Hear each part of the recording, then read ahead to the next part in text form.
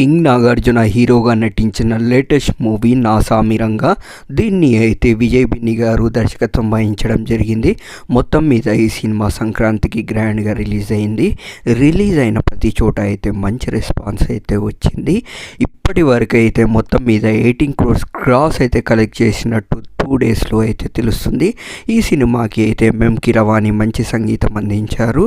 ఈ ఫిలింని అయితే శ్రీనివాస చిట్టూరి గారు శ్రీనివాస సిల్వర్ స్క్రీన్ బ్యానర్ పై నిర్మించడం జరిగింది.